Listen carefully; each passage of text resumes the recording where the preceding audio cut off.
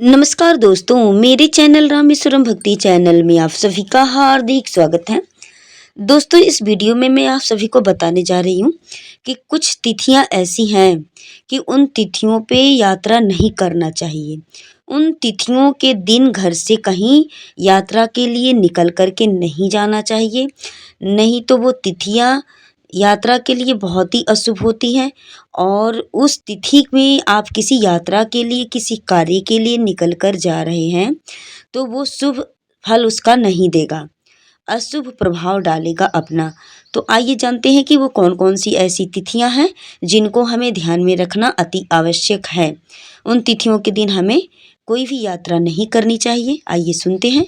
देखिए दोस्तों, जैसे कि शुक्ल पक्ष और कृष्ण पक्ष की चतुर्थी तिथि के दिन यात्रा करना अशुभ होता है। इस तिथि को आप लोग ध्यान में रखिएगा। शुक्ल पक्ष और कृष्ण पक्ष, हर तिथि दोनों पक्षों में आती हैं। तो शुक्ल पक्ष और कृष्ण पक्ष की चतुर्थी तिथि के दिन यात्रा करना बहुत ही अशुभ माना जाता है। इस दिन की हुई कोई भी यात्रा मंगलमय यात्रा नहीं होती है और कोई भी कार्य आपके सफल नहीं होंगे। दोस्तों, अब आप कहेंगे कि ये कैसे? तो सुनिए, चौथ, चतुर्दश, नौमी, रिक्ता, चौथ, चतुर्दशी और नौमी, ये तीनों तिथियां रिक्ता तिथियां हैं। रिक्ता का मतलब यानी खाली तिथि है ये सब। यानी किसी भी शुभ कार्य के लिए अच्छा नहीं, यात्रा के लिए अशुभ होता है, यात्रा के लिए शुभ नहीं होता है। रिक्ता सर्वत्र निंदयते, रिक्ता तिथियां सर्वत्र निंदई होती हैं। दोस्तों, वो रिक्ता तिथियां कौन कौन सी हैं उसे आप लोग सुन लीजिए और याद भी कर लीजिएगा। चौथ तिथि, चतुर्दशी तिथि, नौमी तिथि, इन्हें आप याद रखें। इन तिथियों को, ये तिथियां किसी भी कार्य के लिए शुभ नहीं मानी जाती हैं।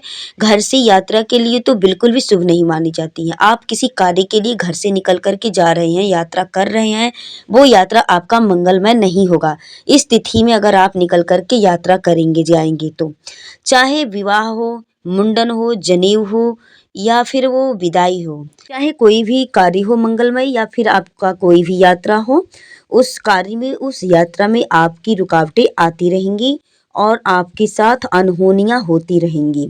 अनहोनी होने की बहुत ही संभावना रहती है। इस तिथि में यात्रा किया हुआ रहेगा इंसान तो उसके ऊपर अनहोनी होने की संभावना बनी रहेगी। तो आप लोग ध्यान में रखें इस तिथि को।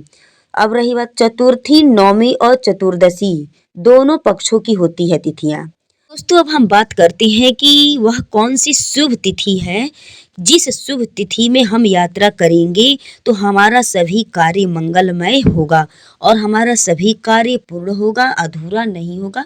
तो आइए इस तिथि के बारे में भी हम लोग जानते हैं। दोस्तों, जैसे कि शुक्ल पक्ष या कृष्ण पक्ष की पंचमी तिथि, शुक्ल पक्ष, कृष्ण पक्ष के पंचमी तिथि के दिन शुरू की गई यात्रा लाभदायक होती है और इसका शुभ फल प्राप्त होता है और कोई भी किया हुआ कार्य शुभ फल देने वाला होता है।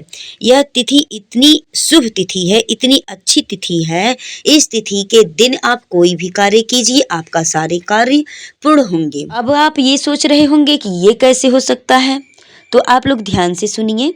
पंचमी, दसवीं, पूर्णिमा, पूर्णा, ये तिथि है।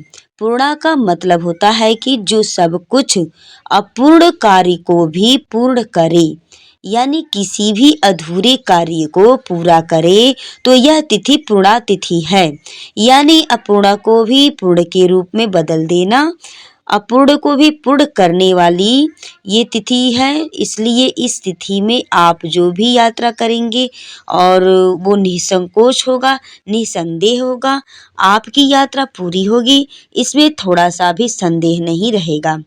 अगर आप किसी खास कार्य से, किसी अपना खास उद्देश्य को लेकर के घर से बाहर निकल रहे हैं और उस दिन पंचमी तिथि है या दसवीं तिथि है, तो वह आपका उद्देश्य एकदम से पूर्ण होगा, पूरा होगा।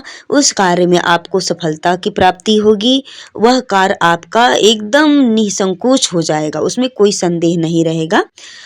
दोस्तों, जैसे कि शुक्ल पक्ष या कृष्ण पक्ष की षष्ठी तिथि में आप कोई भी शुभ कार्य की शुरुआत न करें।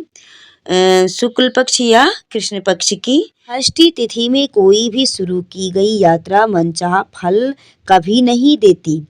ये तिथि नंदा तिथि है। कहा जाता है कि परुआ, छठ, एकादशी ये तीनों तिथियां नंदा तिथियां हैं। इसलिए आप कोशिश करें कि इन तिथियों में, इन दिनों में आपका कोई भी कार्य करना है तो इन तिथियों में आप उस कार्य को न करें।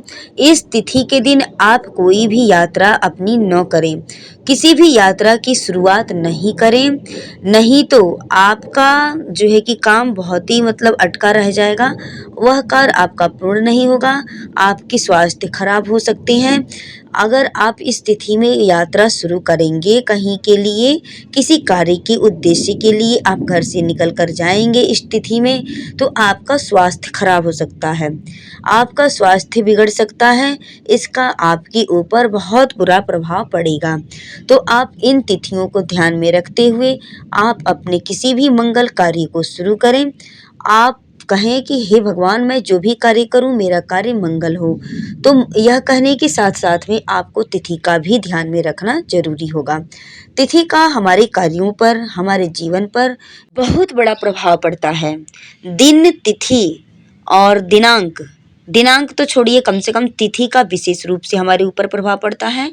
और दिन का, दिन में ये देखना होता है दोस्तों कि जैसे कि हमारे हिंदू धर्म में और हमारे ब्राह्मण कुल में, हमारे हिंदू धर्म में ज़्यादा तरह से घर का मान कुल मान होता है, जो कि अपने पिताजी हों या फिर हमारे पिताजी के पिताजी हों, वो बुजुर्ग लोग जिस तिथि के दिन गुजरे हुए होते हैं उन तिथि को हम लोग जो है कि याद करते हैं, उनके पूर्ण तिथि को मनाते हैं। उसके बाद से उस तिथि के दिन हम कोई नया कार्य शुरू नहीं करते हैं।